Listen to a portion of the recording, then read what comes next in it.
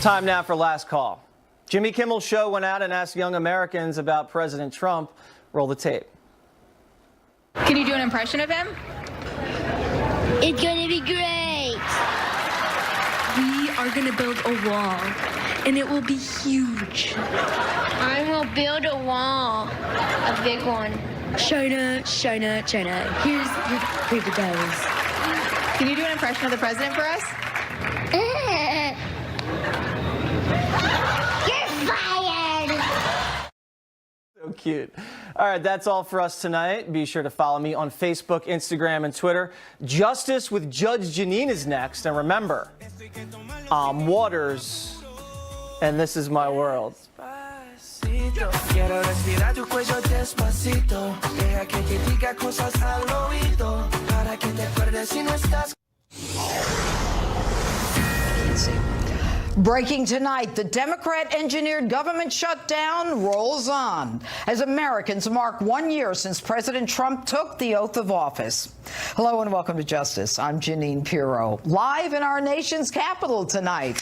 We are following every development just down the street from me on Capitol Hill, where lawmakers have just wrapped up talks for the night, and they'll be back tomorrow afternoon to try to get the United States government back open for business. We'll keep you posted throughout the hour. And in just a few moments, I'll be joined live by Counselor to the President, Kellyanne Conway, as well as the President Trump's son, Eric Trump. Meantime, protests across the country today in major cities as critics of the president, his agenda, and his policies mark this 1 year anniversary of President Trump's inauguration by taking to the streets. We're going to be talking about all of it tonight, but first, my opening statement. 1 year ago, he promised he would prioritize the American people. From this day forward, it's going to be only America first. Every decision on trade, on taxes, on immigration, on foreign affairs will be made to benefit American workers and American families. And they promised they would obstruct and resist everything he did. Both have been true to their word. So here we are 1 year from the inauguration of America's 45th president, and a minority of Democrat senators take advantage of this day to shut the government down, holding the American people hostage, hundreds of millions of Americans, military families, and sick children, choosing to prioritize and protect 700,000 DACA recipients who aren't even citizens. Now, Republicans blame the Democrats. Democrats blame the president, saying Republicans have the House, the Senate, and the Oval. But this has nothing to do with the shutdown. 60 Senate votes are needed to pass a budget and keep the government open. Republicans only have 51. And to show you how mean-spirited the Democrats are, they are shutting the government down over a bill that has nothing in it that they oppose. Obstruction is their mission, pure and simple. Take a look. I voted numerous times when I was a senator to spend money to build a barrier to try to prevent illegal immigrants from coming in. People who enter the United States without our permission are illegal aliens, and illegal aliens should not be treated the same as people who entered the U.S. legally. Those who enter our country legally and those who employ them disrespect the rule of law. And because we live in an age where terrorists are challenging our borders, we cannot allow people to pour into the U.S. undetected, undocumented, and unchecked. So the Democrats are making the American people pay with a shutdown. Now, the Republicans have reauthorized CHIP, children's health care.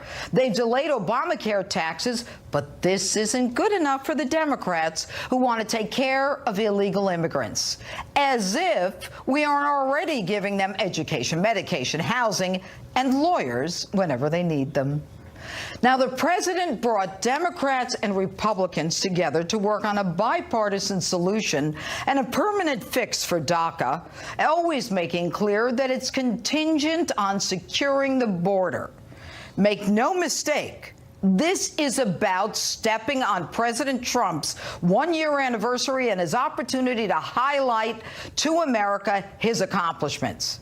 Come on, folks, the Democrats are gaming you. So let's give credit where credit's due. Let me remind you that when Donald Trump came into office, our economy was in shambles. More Americans were unemployed than in our nation's history. Millions weren't even counted because they simply gave up looking for work. We had hundreds of thousands of families working 3 part-time jobs just to make ends meet. And they said it was a healthy economy. But there was barely a pulse. 1% annual GDP was the new normal for those wizards.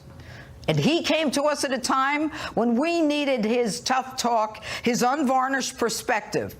Think about where we were just 18 months ago under the leftist leader Barack Obama and an administration that allowed the sale of 20% of America's uranium to Russia with a payback to the so-called Clinton Foundation of $145 million and $500,000 for bill to pocket, while the Department of Justice and the FBI, so corrupt, so unlawful, so immoral, that they allowed a criminal, the hag that they tried to drag across the presidential finish line, to destroy evidence, delete emails, and get away with it.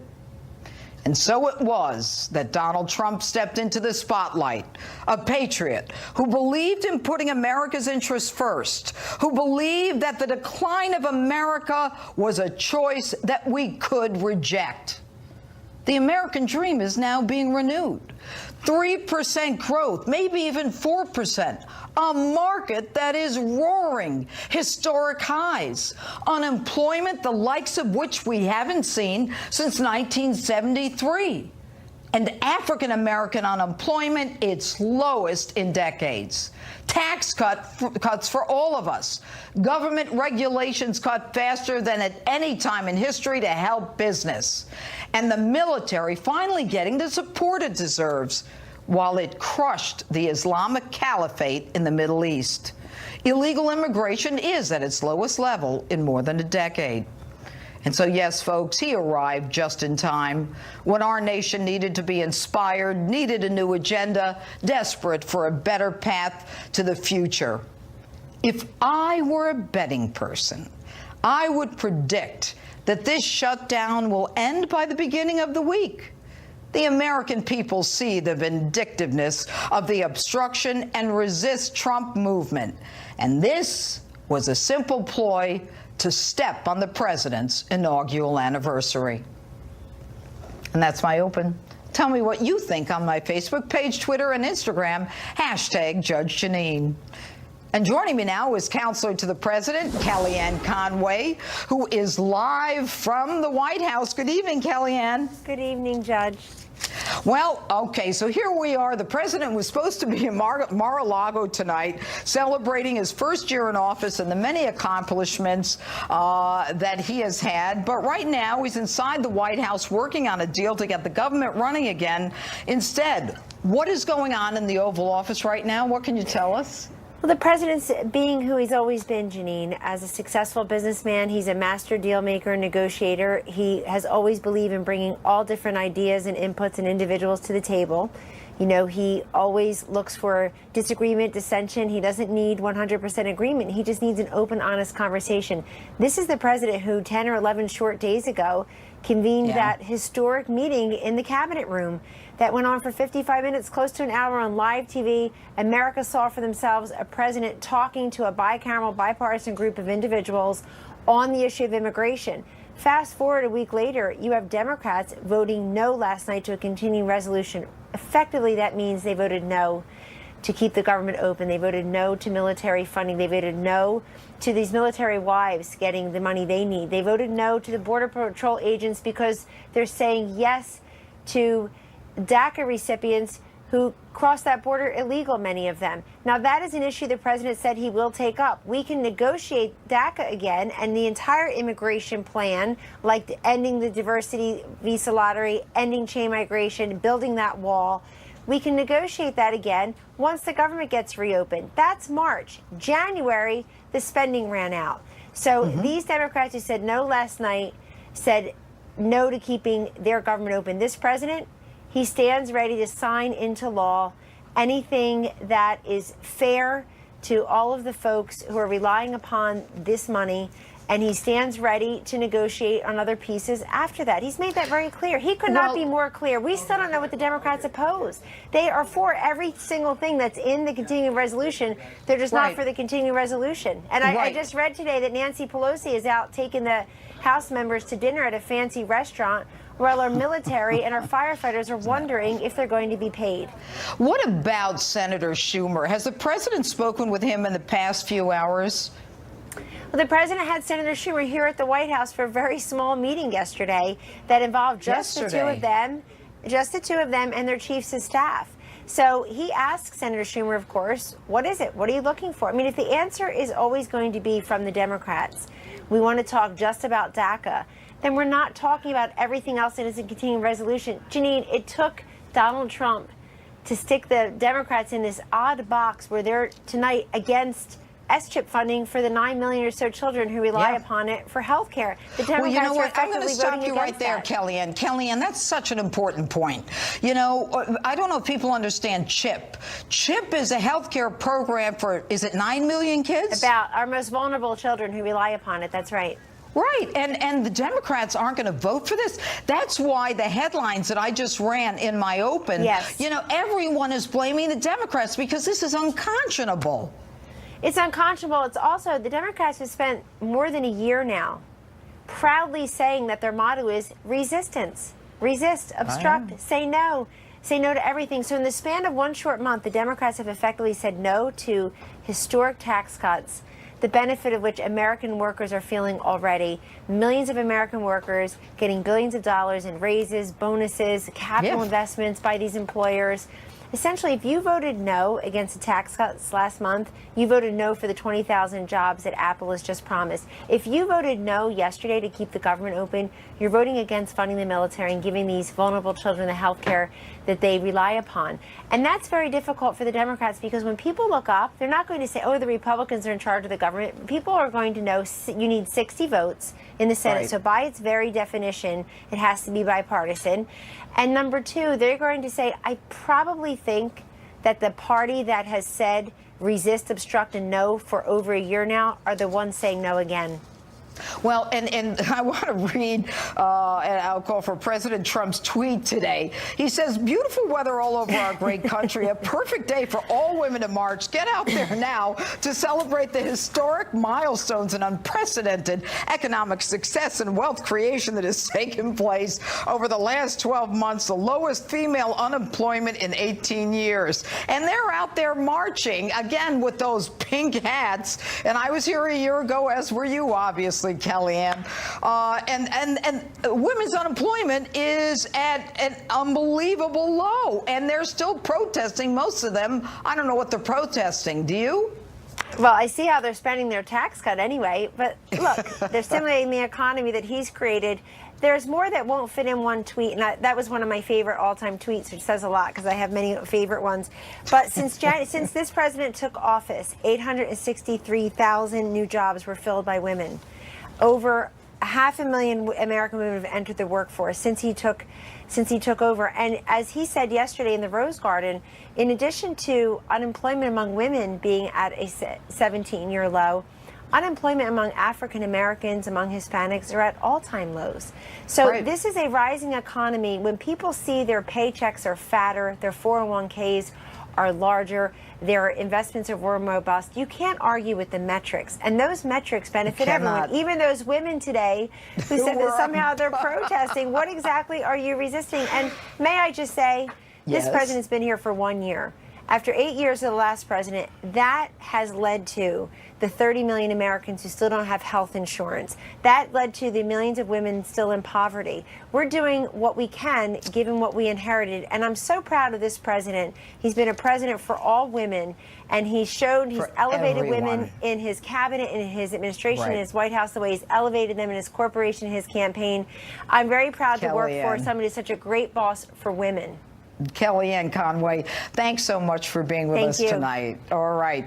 And we're 20-plus hours into the government shutdown, but a full year into President Trump's presidency. And standing by live tonight is first son Eric Trump, who will join me in a moment from Mar-a-Lago to talk about his dad, what's going on in D.C., and what the future holds as we embark on year 2 of Trump. Eric is next as Justice rolls on, live from Washington.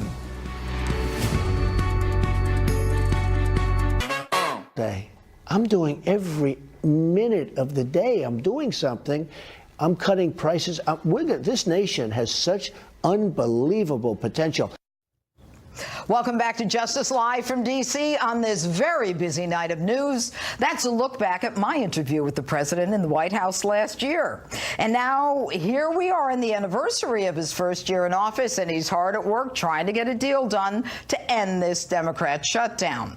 Joining me now by phone, Executive Vice President of the Trump Organization and the president's son, Eric Trump. Good evening, Eric. Good evening, Judge. How are you? I'm terrific. Now, I don't know if you heard the sound that we just ran of your dad, but what it basically said was, I'm working every minute of the day, and I'm doing something. I'm cutting prices. We have unbelievable potential. Now, is that any surprise to you? Number one, that he's working every minute of the day, and number two, that that he is reaching some of the potential that he promised for us? No, it's not. I mean, first of all, my father's the hardest working person I've ever met in my life. And second of all, it has the Democrats absolutely terrified. I mean, Judge, we are exactly 1 year into his presidency. And if you look at it, he's added $8 trillion to the nation's economy. You know, the Dow is at 26,000. 401ks are the highest that they've ever been.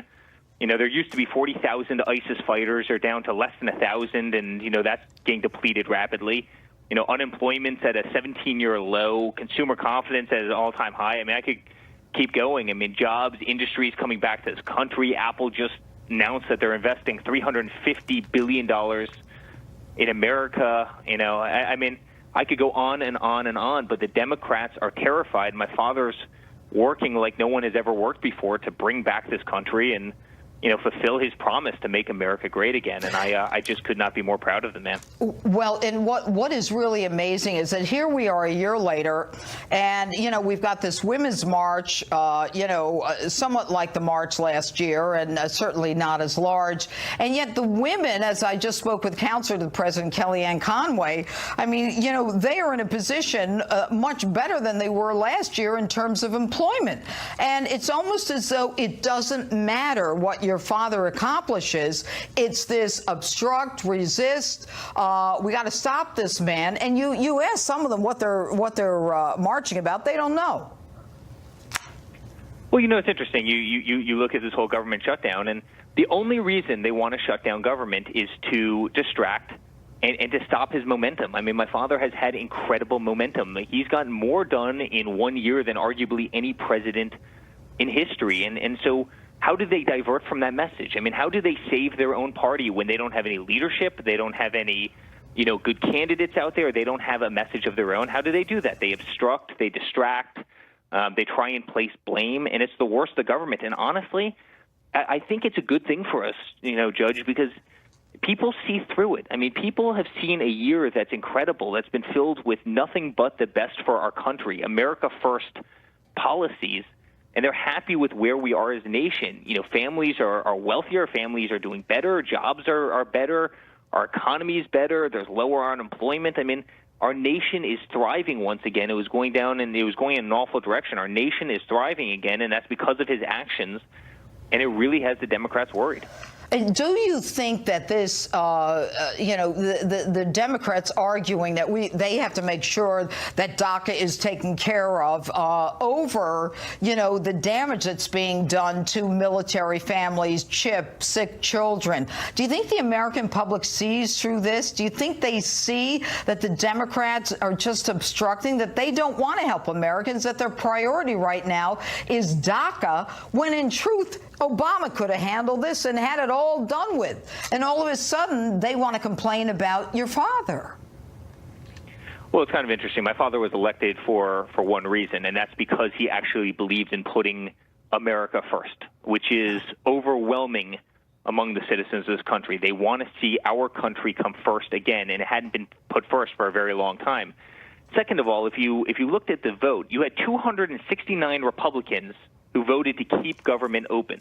You had 230 Democrats who voted to close government, and then they'll say that Trump is trying to close government. It's kind of interesting, again, because you had 269 Republicans who wanted to keep it open, and 230 Democrats wanted to close it, and they'll say that Trump wanted to close government. I mean, it doesn't make a whole lot of sense to me, and I'm pretty good at math, but, my father wants to put the people of this country first. He has put the people of this country first. Our nation is thriving. We are the most prosperous nation, arguably, that we've ever been. The Dow Jones is up 42%. 42% in 1 year. Unbelievable. And, it's all and you know what? He's kept every promise. He's kept every promise that he's made to this country, and quite frankly, he's actually even done better than he promised this country he would, and he's in his first year of his presidency. That's right. Honestly, I am so excited for what's to come. The man has done an unbelievable job, and I am just so excited for what's to come for this country, for the citizens of this country. Eric, I think come February, when even more Americans see money in their paychecks, it's really going to hit home. Eric Trump, I can't thank you enough. I know you're busy tonight for joining us on Justice, and kiss your little baby for us. I absolutely will, Judge. Take care. All right, you too. And Dan Bongino, Chris Hahn, and actor Stephen Baldwin, all still on deck tonight.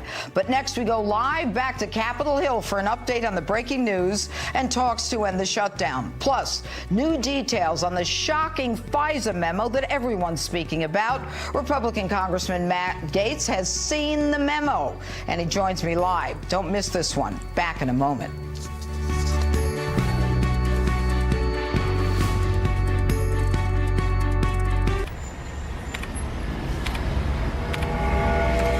I'm Marianne Rafferty. Vice President Mike Pence making the second stop on his Mideast tour. The vice president arriving tonight in Jordan, leaving the government shutdown behind in Washington. He'll be meeting with King Abdullah, and he'll also be visiting U.S. troops stationed in Jordan. The vice president met with Egyptian leader el-Sisi earlier in the day. He stressed the U.S. relationship with Egypt has never been stronger. Meantime, in Switzerland, the International Olympic Committee says 22 athletes from North Korea will be allowed to compete in the Winter Games in South Korea. They'll compete in 5 disciplines, including a unified women's ice hockey team. The North and South teams will march together in the opening ceremony. The president of the IOC thanked both countries. The games start February 9th. I'm Marianne Rafferty. Now back to Justice with Judge Jeanine.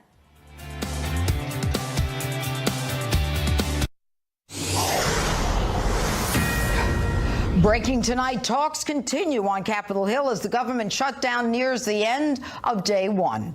Meantime, Republican members of Congress are calling for a release of a controversial memo they say shows stunning abuses by the Obama administration and the DOJ. Joining me now is Congressman Matt Gaetz, member of the House Judiciary Committee. All right, Congressman, thanks so much for being with us tonight. Good to be with you. Oh, good. Now, we've been hearing for months about Fusion GPS, the DNC, Hillary Clinton, we find out actually paid for, this document that was created. And then we started hearing that this document, which was false and a fraud, was the basis of a FISA warrant.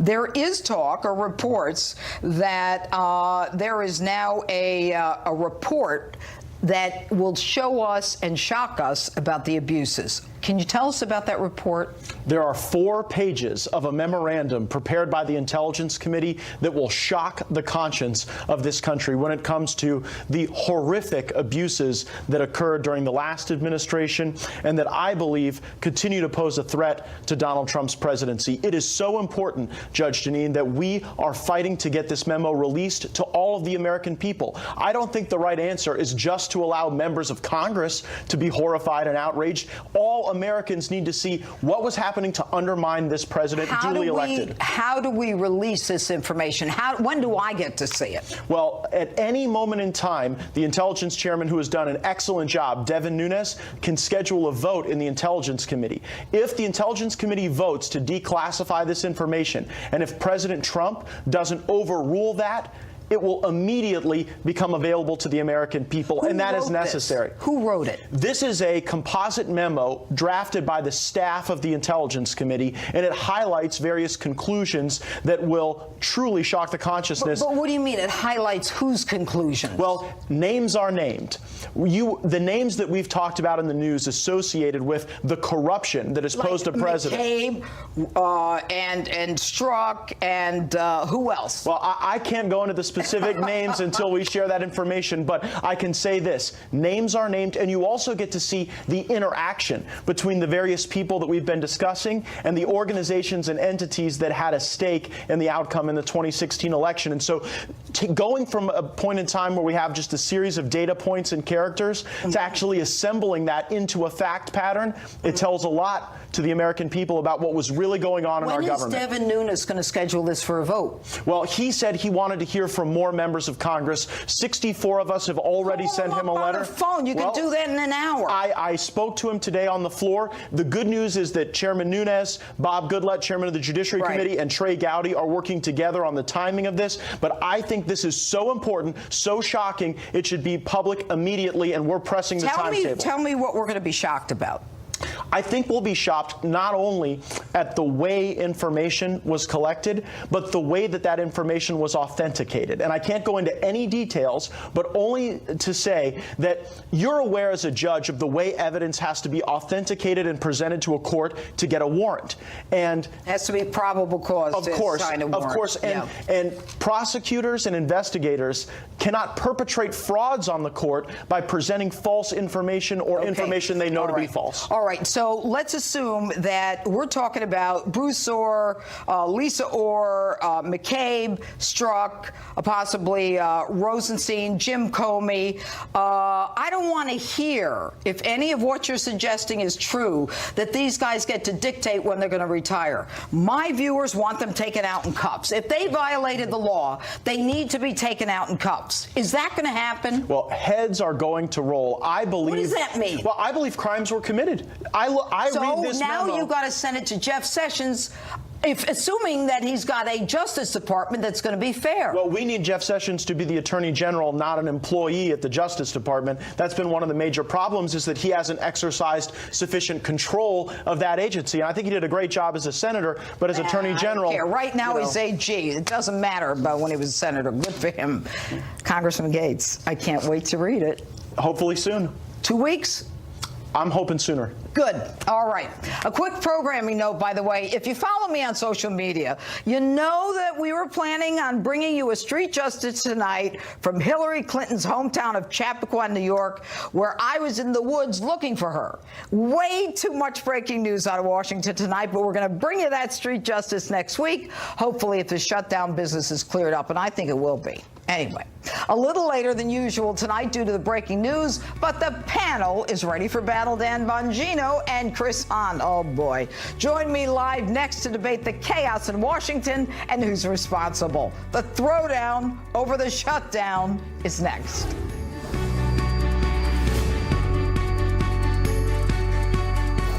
Mr. President, do you understand that your testimony here today is under oath? I do. This is really a result of our inexperience in Washington. She didn't tell the truth. I, like everyone else, would like to know the answer. He started to put his hands and slide up my legs. Bill Clinton lived a double life. I did not have sexual relations with that woman. Scandalous, a groundbreaking 7-part series. Last year, hijacked many times by headlines ranging from Russia collusion to Mueller's probe and now this Democrat-orchestrated government shutdown. Joining me now with a reaction, former Secret Service agent and best-selling author Dan Bongino, along with former aide to Senator Chuck Schumer, radio talk show host Chris Hahn. All right, Chris, I'm going to start with you. They're calling it the Schumer shutdown, your old boss, and the Dems in the Senate could end it now if they wanted to, correct? Who is calling it the Schumer shutdown? It's the Trump shutdown. President Trump himself, Judge, said that nobody's going to blame the leaders in the Senate and the House. They're going to blame the president when Obama had a shutdown. Now, the president, what I would advise the president is he get all the parties into the White House tonight, put on a pot of coffee, lock the doors, and stay there until they have a deal. He's supposed to be this great deal maker. Let's see him make that deal. Dan? Oh, gosh, Judge, where do you start with Chris? You know I love this guy. Chris is a nice guy. I love personally, you too, Dan. You but know he that. is so clueless on politics. It is beyond belief. Who's calling it the Schumer shutdown? Chuck Schumer. Chuck Schumer's calling it the Schumer shutdown. Hey, Chris, let me ask you a question. No. Wait, I'm being very serious here. Chris, you worked for Schumer, right? Go ahead. Yeah, you did. I did. Okay, so we got that. You did work. So you understand that there's this filibuster process, correct? I absolutely understand there's a filibuster process. Okay, wait, I also time out. understand So, Chris, that the president was given his how many will. votes? Chris, let him talk. How many votes do you need to overcome a Democrat filibuster? Come on, Chris. I know you know this. 60. What is your war on grammar? Okay, Democratic. thank 60. you. What are you doing here? It's You're the trying Schumer to teach shutdown. civics here? Yeah, Again, you went on the nobody's going to air remember and said, who's calling it Schumer. the They're going to Schumer remember shutdown? Trump. Wait a minute. Wait a minute. Where's that poster where Schumer himself said the government shutdowns are idiotic? Where is that one? Right there. Can you see it? A government shutdown is the politics of idiocy. I can't see it. Of confrontation, of paralysis. That's your old boss, Schumer. Judge, what did he do? Judge, Says he's schizophrenic? We can go back in time with both Schumer. We can go back in time with both Schumer and Trump and their quotes about who would be responsible here, and it wouldn't make either one of them look good. That's why the president needs to lead. The buck stops with him. The president only has so many Republicans. The Democrats, there is nothing in this bill that they oppose. We're talking about children being at risk, the military being at risk because they're worried about DACA. Right. What's that about? The president made it. Look. The president has to take yes for an answer. There was a deal on DACA. There was a deal on the wall. The president didn't want that deal for some reason. I don't know if Tom Cotton got to him, Steve Miller. I don't know who it was, but the president needs to bring the leaders in the room and walk out with a deal and walk to the podium and announce that deal so that Tom Cotton and everybody else can't change it. You said it before. Go ahead, Dan. Chris, you're just not telling the truth. I don't know why you continue to do this on the show. Wait, Chris, let me ask you again. Is there a DACA deal out there right now for anybody to sign? Okay, let me answer that question for you. The answer is no. Okay, there's no DACA deal to sign. No. Just admit you're not telling the truth. There is no DACA deal. Hold on a Chris second, doesn't Dan. even know what. Hold on a second. Time out. Lindsey because here's my second point on this. Hold on. The DACA deadline isn't even until March 5th. I'm not sure if you were aware of that, but it's March 5th. Now, Chris, I have my iPhone here. It's not March 5th, okay? You may have a tough time telling time, but it's not March 5th yet. Look, Lindsey Graham and Dick Durbin brought a DACA deal to this president last week, and the president rejected it. Okay, so we don't want to govern crisis to crisis here. We are also tired of CRs. This would be the fourth CR. It's the fourth CR. Chris, let's get a full budget. Chris, stop for a second. Crisis to crisis. Why didn't Obama do this? Huh? Why is now all of a sudden it's Donald Trump's fault? The majority The majority held by the Republicans in the Senate and the House would not take it up. Please. Really? We all know Judge, that. Wait. No. Go ahead, Judge, Dan. another thing. Chris is not telling the truth again because the Senate deal, DACA deal he's talking about had not been passed by the House and was not ready to go by the time the budget passed. Right. He's not telling you the truth. He's making it up. And one more thing, Barack Obama from September 2009 till January 2010 had a supermajority and could have done a DACA deal. And you know what he did? Zero. So cut the crap with this DACA deal nonsense.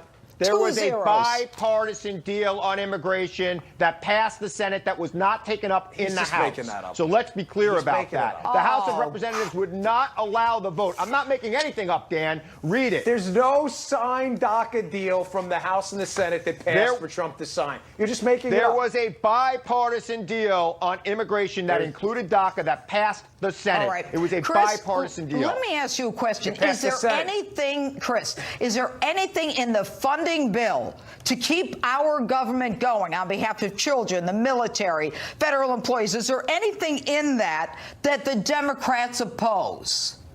No. I think what the Democrats oppose is crisis to crisis. Another CR where we can't plan for our military for a year. Crisis to crisis is not in the bill, Chris. It is another crisis-producing bill. This CR will expire in 4 weeks. We need a full year's funding for our military so that our military planners can. This is what the Secretary of Defense said on Thursday. Don't take my word for it. Take theirs. Dan. Yeah, Judge, Chris is telling you that while the Barack Obama administration for 8 years funded the military on CRs. I mean, you understand, again, he's just making this up. Nothing he says has a basis in fact. I didn't make anything He's making it up. The Obama administration funded the military on CRs. Let me just say, I agree with Chris. We should not be funding our warfighters on CRs. Obama did it for 8 years, and now Schumer all of a sudden had an epiphany and doesn't want to fund the military on CRs. Give me a break. Yeah, and Obama had a Republican House and Senate, and the president has both the House and the Senate is his. First term, the no. President of the United States, President Trump has majorities in both the House and Senate. If he wants to do a real budget where the 12 appropriation bills get passed by their committees through regular order, he can get it done. Hahn, you fulfilled our anticipation. Goodbye. Jim Comey, Mika Brzezinski, and a certain doctor from another television network. They all made my list of outrageous statements this week. Actor Stephen Baldwin is here in Washington to talk about all of it with me next.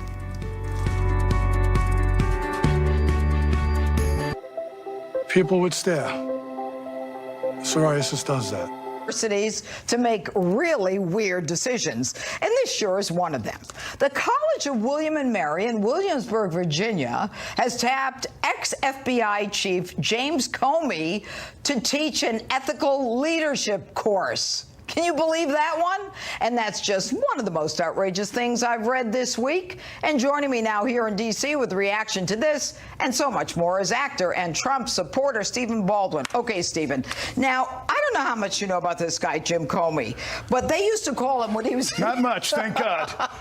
Well, speaking of God, they used to call him behind his back at the FBI Cardinal Comey because he was walking around as, you know, as he was so proper and so, you know, clearly he is proper. Yes. Clearly. Yes, improper. But anyway, that William and Mary, I mean, that's an Ivy League school, I think. And for them to bring him on as an ethics professor is absurd. And they put the word leadership in there. You know, I'm not known for my academia, Judge. You're not?